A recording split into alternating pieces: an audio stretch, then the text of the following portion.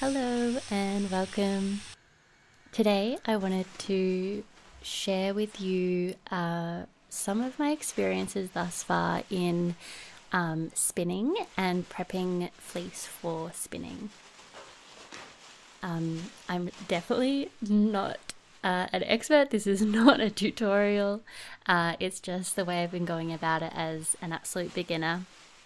So the footage I have here is from the first time of me washing the fleece from just scratch, from raw off the sheep. So I have lots of things I would do differently, and I'll talk through them with you as we go through. But just to start off with, we've got this big old bag of fleece that I got from the Bendigo Wool and Sheep Show in 2024, so about a year ago. This footage was from earlier in the year. And it's 4 kilos, and it's from Castlemaine, the sheep is, and it's called Spot, which I thought was really sweet.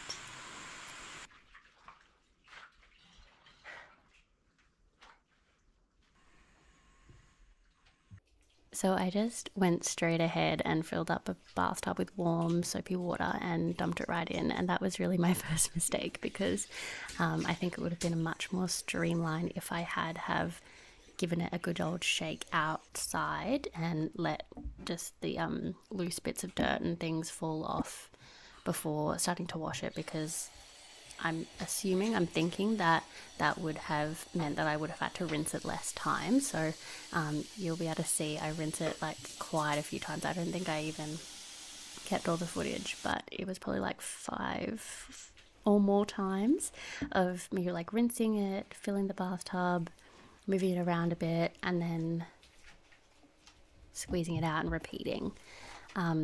I think also because I did this so many times and I was probably agitating a little bit too much, that I ended up some bits ended up being quite matted.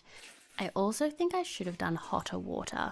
I was really hesitant to use too hot water because I didn't want it to felt, but I think as I was spinning it, I really noticed that there's still quite a bit of oils on the sheet, which I actually don't mind when I'm spinning. I think they call it spinning in the grease, maybe.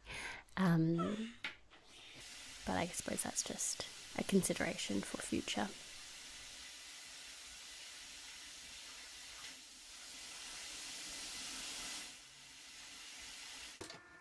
Oh, also to note that because it's like 4 kilos of fleece, and then when it gets wet, obviously it becomes heavier. If you have back issues, I really wouldn't recommend doing it over a bathtub like this. It was really heavy.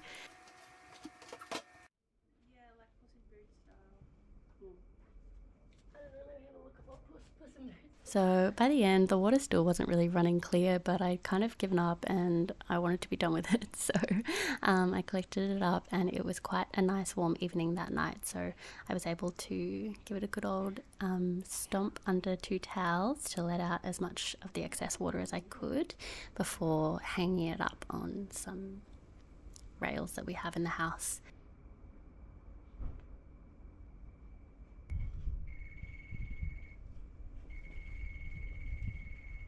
And here you can listen to the dulcet tones of Australian summer, cicadas, and my housemates working out what to make for dinner.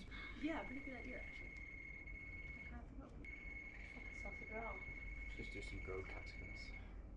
Marinate them overnight. For Monday. Herbs and like how you'd stuff like a mushroom or something. Right. I'm not visualising it. Fair enough. I mean, we could just.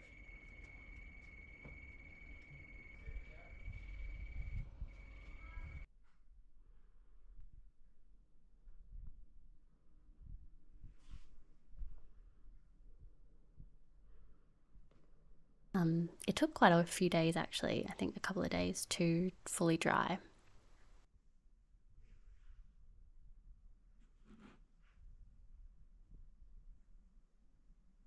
After it was fully dry, I got into brushing and carding.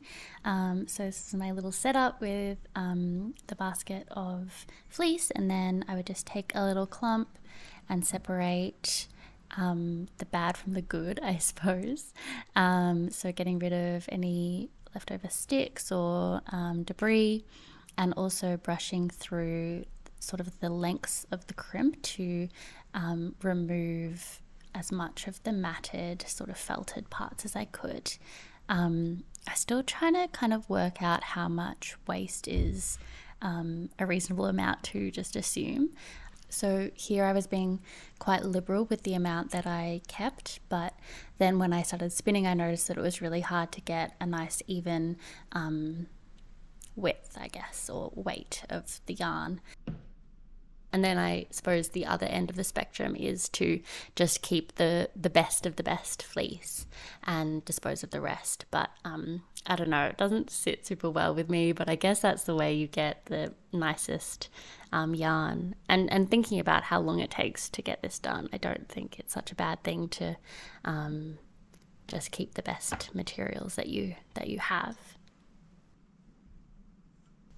As I was brushing, I noticed also some of the lengths were lovely and long and stayed intact, but others broke quite easily. And again, I'm not sure whether that was just kind of where it was on the animal and it had already been quite agitated, or whether that was because I agitated it too much when I was washing.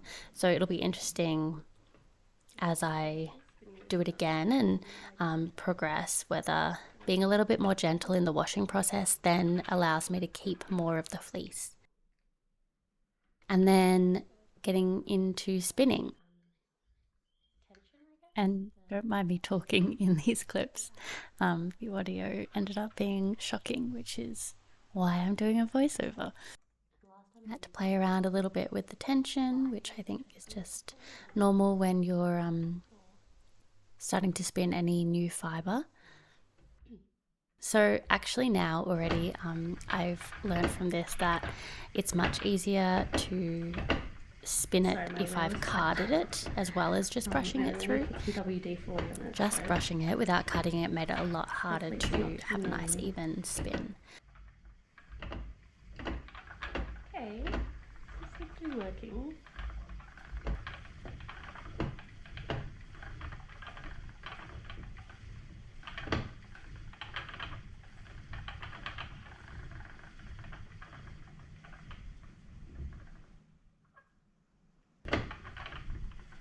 So far at least.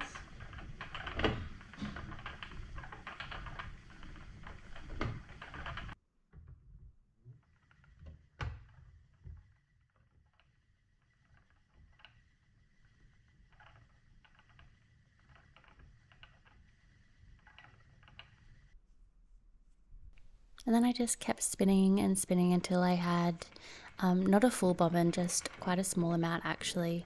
I didn't want to go overboard and then have like 2 massive bobbins of yarn that was not particularly good. So just did a little bit on each side and then plied it. And popped it on the niddy noddy. This phase of concentration is hysterical to me. I don't know what it is about the niddy noddy, but it's so confusing to me, and I'm always so worried I'm twisting it around the wrong part. I'm gonna create a big old mess, but it was okay. And then just a matter of tying up the ends, and then we had a skein. And I was just thrilled by this. Like the satisfaction of creating a yarn out of just a bag of fluff was extraordinary. As you can see, it's very bobbly. There's lots of imperfections, but I wasn't too worried. It was just for the fun and the process and the learning.